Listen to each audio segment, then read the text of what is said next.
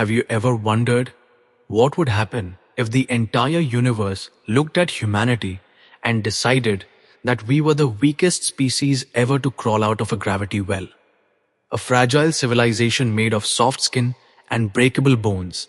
A people with no claws, no fangs, no natural armor, no telepathic minds, no biological weapons, nothing but curiosity and fear, and an endless history of surviving things that should have wiped us out long ago. Because that is exactly how the Galactic Council saw Earth when they first found us. A small blue world filled with beings who shiver in the cold, burn in the heat, drown in the water, suffocate in thin air, and yet somehow continue to endure. A species that by all biological standards should have collapsed under the weight of its own limitations, yet somehow built cities that scrape the sky and machines that touch the stars. But in the vast scale of the galaxy, none of that seemed impressive, because compared to races born in crushing gravity or under violent radiation storms, humanity appeared to be a mistake of evolution, a cosmic accident that had survived purely by luck rather than strength. And so when the alien warlord chose Earth as his next conquest, he did so with absolute confidence, believing that he was about to demonstrate to the galaxy what happens when superior biology meets inferior ambition, believing that humanity would kneel the moment their skies burned with foreign fire, believing that resistance would crumble the instant his army stepped onto human soil. But what he could not understand, what none of them could understand, was that weakness had never been humanity's greatest flaw. It had always been humanity's greatest teacher. Because every disaster forced innovation, every hardship demanded adaptation, every extinction-level threat sharpened the species into something harder to kill than simple muscle or armor could ever account for. And the moment the first alien ships appeared in Earth's orbit, something ancient awakened within the human spirit. Something forged in ice ages and world wars and natural catastrophes. Something that whispered not surrender, but survival. Not defeat, but determination. And while the galaxy expected panic, humanity began to calculate, to prepare, to change. Because humans had never needed to be the strongest species in order to win. They had only needed time to learn how to fight back in ways their enemies could never predict. As the alien warlords' fleets descended through Earth's atmosphere, their commanders anticipated chaos, expecting cities to collapse into hysteria and governments to fracture under fear. Yet what they encountered instead was something far more dangerous than panic. They encountered patience, because humanity did not rush blindly into confrontation. It observed, it measured, it studied every movement of the invaders with the quiet intensity of a species that had survived predators long before it, built civilizations, and while the warlord believed his towering soldiers and advanced weaponry would crush resistance within hours, human minds were already dissecting alien tactics, analyzing energy signatures, probing communication frequencies, searching for patterns hidden beneath the display of overwhelming power. And this was the first mistake the invaders made, underestimating the human capacity to learn at terrifying speed. Because humans have always turned fear into fuel, transforming uncertainty into experimentation. And within days, the battlefield began to shift in ways no galactic strategist could have predicted. Small human units adapted guerrilla strategies that exploited terrain and weather. Engineers repurposed civilian technology into unconventional weapons. Programmers infiltrated alien systems with improvised code, designed not merely to destroy but to confuse, disrupt, and manipulate. And the warlord began to notice something unsettling in the reports from his commanders, a pattern of unpredictable resistance that refused to follow any known model of primitive warfare, because humanity didn't fight with brute force.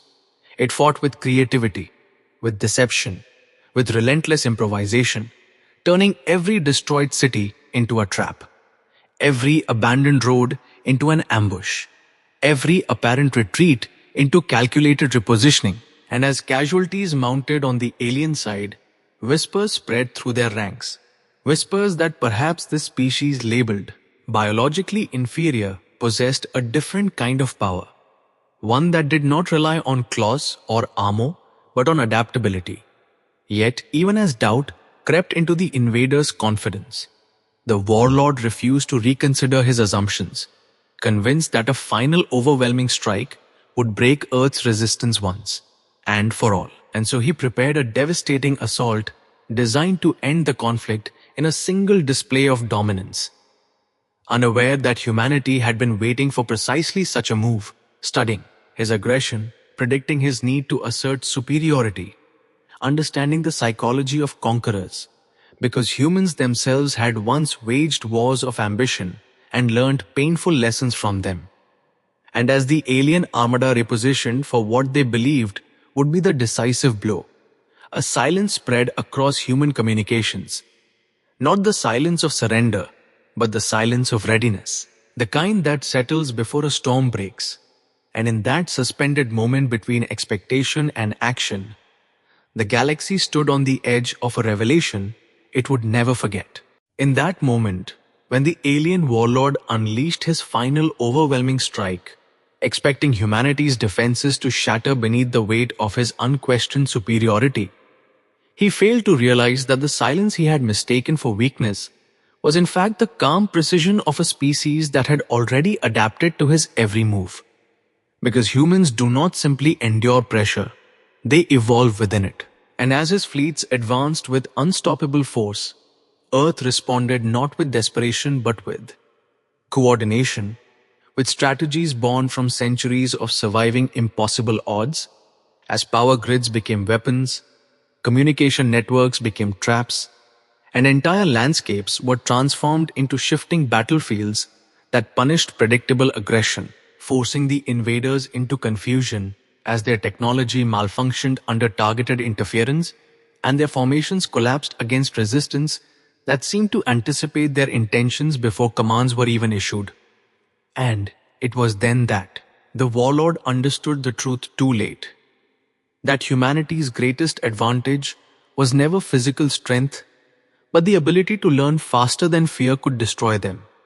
Because where another species might retreat in the face of annihilation, humans reorganize, rethink, and return stronger than before, adapting their tactics in real time, turning failure into feedback and weakness into opportunity, until every assault became a lesson and every loss became a blueprint for victory. And as the invasion faltered beneath this relentless transformation, something unprecedented spread across the galaxy's observation networks.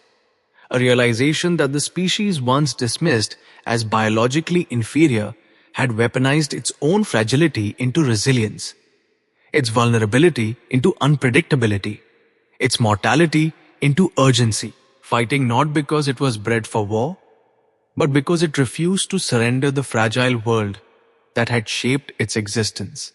And one by one, the alien warlord's advantages unraveled against an enemy that would not conform to expectations, that would not collapse under intimidation, that would not accept extinction as inevitable.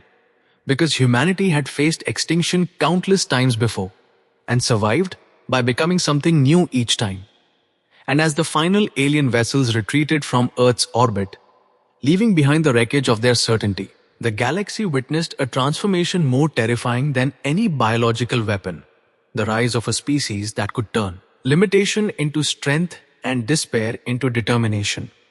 And if you are benefiting from our topics, please subscribe, like, and turn on the bell notification so you can see our new videos early. Because this was the day the universe learned that the weakest species can become the greatest nightmare when survival is not just an instinct, but a purpose that refuses to be extinguished.